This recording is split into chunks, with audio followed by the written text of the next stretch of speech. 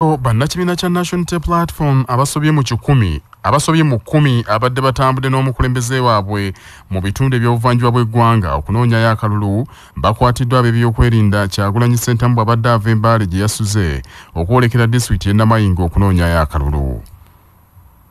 Bano bakwatiddwa mu kikwekweto ekikoleddwa mu mmotoka zonna ezitambula ne Robert Kyagulanyi Ssentamu nga babasulidde emisanvu ku luguudo oluva e Mbale okudda e Namayingo ne Bukedea.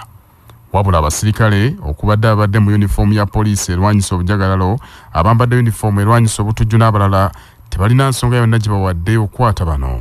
Abakwate kubaddeko abakuumi b'obwannannyini abakuuma Kyagulanyi Ssentamu, abayambi be ab'oku lusegerere, bannamawulire be n'abakola ku byokulya bye n'eby'abantu be ssaako abakola ku by'obulamu n'abalala.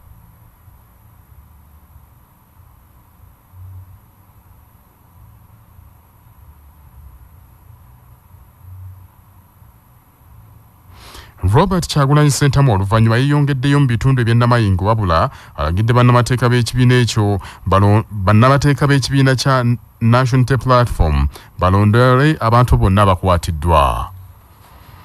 Abakwate beegasse ku bannaabwe abasoba mu 10 abakwatibwa ssabbiiti ewedde mu bitundu eby'ekalangala ssaako abalala abakwatiddwa olunaku lw'eggulo e Namisindwa. Poliisi ezzeerumiriza abantu bano nti bamenya amateeka ag'oku nguudo, okukuma mu bantu omuliro n'ebirala ebiringa ebyo.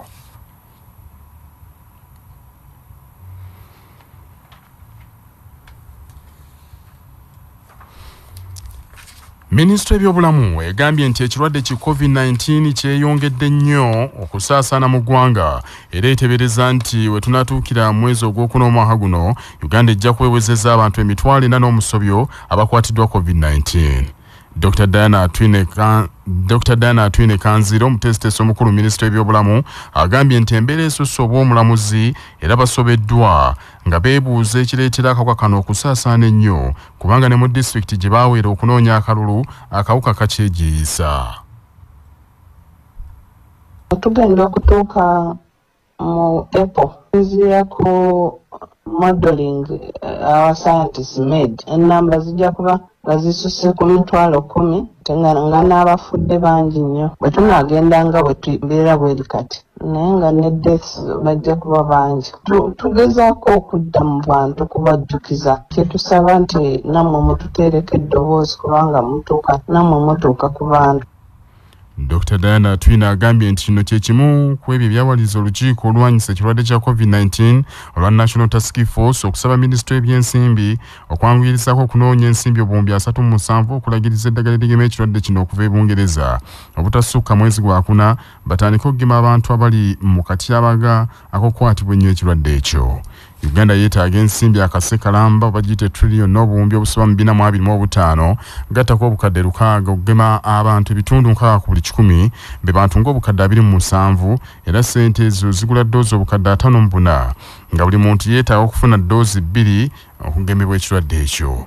We lutuukidde leero nga Uganda yakafuna abantu emitwalo 3,672 abakazuulamu ekirwadde ki COVID-19 so nga abantu 294 bafudde, abalala 2,204 abalala omutwalo gumu 1,294 bajjanjabiddwa ne basuuka ng'ate abantu kakano emitwalo 2,314 be bakyali mu malwaliro.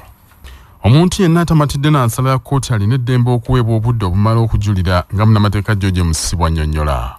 Omuntu yenna asingisiddwa omusango ogw'engassi gye tuyita civil cases naye nga tamatidde n'ansala ayina eddembe okusaba kkooti eyo yennyini gy'avuddemu esaza omusango ogwo okusooka okugira ng'eyimiriza okuteeka mu nkola kye bamulagidde okukola bw'aba awadde ensonga ez'essimba okugeza oba ajulidde naye okujulira tekunnaba kuwulirwa kkooti erina obuyinza okusobola okugwa ekiragiro kye bayita stay of execution oba bamulagidde kusasula ssente oba kuva mu ttaka oba kumenya nnyumba kkooti esobola okuyimiriza okw'ekiseera okuyimiriza okwo kuba kwa kiseera okutuusa ng'ensonga gy'awaddeyo oba kujulira ewedde n'eryoka tugenda mu maaso n'ebyo kkooti ejulirwamu bye beesaze. President w'ekibiina kya FDC era akwatidde ekibiina ekyo bendera ku bwa President Engineer Patrick Amuriat Oboy akalambidde nti abantu baabwe bateekeddwa okusigala mu bifo alonderwa okugoberera ebinaaba bigenda mu maaso newankubadde ssente w'akakiiko k'ebyokulonda omulamuzi Simon Bebakama gye balabudde obutasigalawo. Amuriat Oboy asinzidde mu disitulikiti y'Ekyenjojo enkyaleero bw'abadde ayolekera ebitundu by'Ekibaale ne Kagadi n'agamba nti nga bali ku ludda oluvuganya gavumenti tebalina nkola ndala yonna gye bayinza kukozesa okukuuma akalulu kaabwe n'olwekyo abalonzi balina obuvunaanyizibwa bw'okukuuma akalulu kaabwe. Enteekateeka eno Ssaabawandiisi wa FDC Nathan Nandala Mafwabya agitadde mu buwandiike mu bbaluwa gy'aweereza eri akakiiko k'ebyokulonda ng'ayagala bongere okutangaazibwa ne ku kiragiro ekikugira abantu obutagenda na kamera mu bifo ebironderwamu yadde okukozesa essimu zaabwe. Olunaku lw'eggulo ssente w'akakiiko k'ebyokulonda omulamuzi Simon Byabakama yategeezezza nti buli anaamala okulonda si wa kukkirizibwa kusigala mu kifo alonderwa okwewala omujjuzo. Era tetunakyusa ku kye twagamba nti kamera tezikkirizibwa munda mu polling station. Jjukira nti tuteekako akaguwa akalaga nti polling station eno eyitira wangwe. Kamera teziyitirizibwa kwegamba akalulu kano kakyama naye kakati abana mulina kamera ez'amaanyi wadde oyimiridde wali mita 10 oyinza okuteeka wali mu bensini yaffe olaga kikipandi bronze alonzanyi nalwekyo tubasaba nti muleme kuleta kamerazi munda polling station naye bwewa polling station ekyokuyikirizibwa kusobola okubeera nazo. Mu ngeri emu ekibiina kya FDC kyagala kitangaazibwe ku bigambibwa nti ebibiina by'obufuzi byonna birina okukebeza abantu baabwe abagenda okukuuma akalulu ekirwadde ki COVID-19. Mu bbaluwa Ssaabawandiisi w'ekibiina kya FDC Nathan Nandala Mafwabya gy'awandiikidde ssente w'akakiiko k'ebyokulonda annyonnyodde nti obukwakkulizo akakiiko k'ebyokulonda bwe kaabassaako mu kusooka eky'okukebeza abantu baabwe COVID-19 tekyalimu nti kale obuvunaanyizibwa obwo ke kasaanye okubusigaza. Ye munnakibiina kya Unity Platform era nga yeesimbyewo Makindye Faruku Ntege agambye nti singa obukwakkulizo buno tebuddirizibwamu ab'oludda oluvuganya gavumenti bagenda kukosebwa nnyo.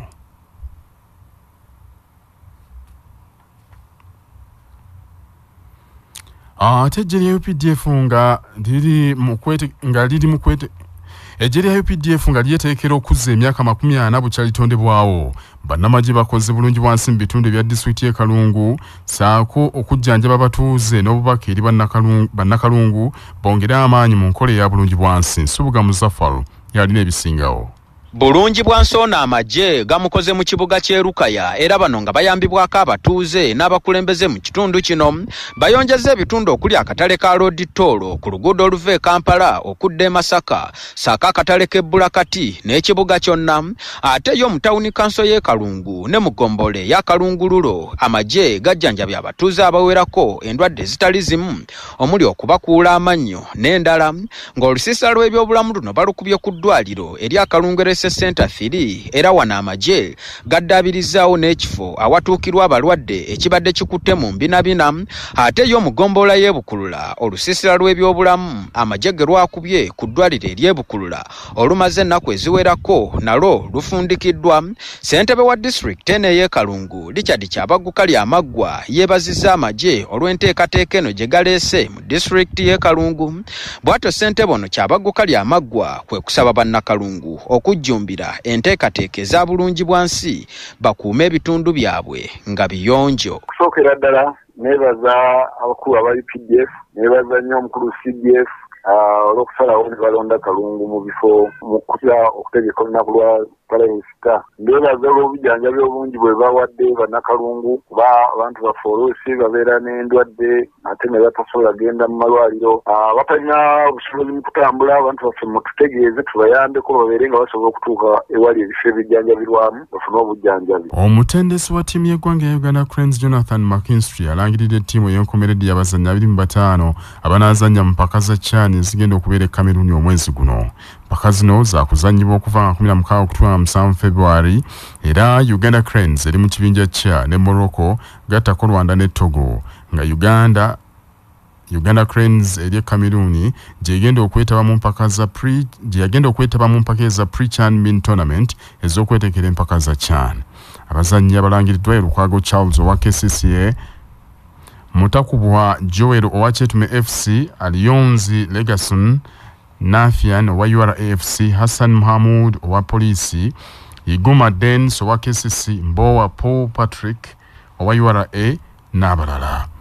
Mu byemizannyo emirala ng'ekibinja Muganzirwazza eky'omupaka ez'amasaza ga Buganda kyeteekera okwesogga enkambi, bannabuddu basonda nsimbi okukwatizaako ttiimu yaabwe okudda n'ekikopo. Thompson Kayinja y'abirina.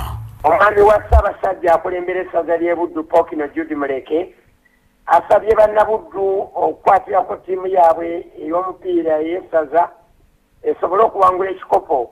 N'agamba nti alina obwesige nti Buddu ekikopo ejja kukireeta. Bino Pokino Judy Muleke abyogedde akwasibwa ensimbi akakadde kalamba okuva ku yesimbi okufo ky'omubaka wa Kimanya Kabonya constituency omwami Robert Asiimwe okudduukirira ttiimu y'essaza ly'e Buddu, ng'ensimbi zino zireeteddwa amyuka meeya wa Masaka City Mukyala Sarah Natyanzi ku mukolo ogubadde ku mbuga ya Pokino ku ssaza. Tuyina amakatala abiri tuli mu Bulago. Ekatala kaakano eririko ery'okulaba nga ttiimu yaffe y'omupiira etuuka enjeru ate ekomyewo ekikopo kyetwekakasiza ddala nti ttiimu ya Buddu ejja kukireeta. Era nsaba bannabyabufuzi abalala n'abatali bannabyabufuzi bajje tuwagire ttiimu eyimirirawo ku lwammwe, mwe mugiyimirizaawo. Ensimbi zino ziwezezza omuwendo gwa nsimbi obukadde 3 omwami ono Robert Asiimwe ze yakadduukirira ttiimu ya Buddu.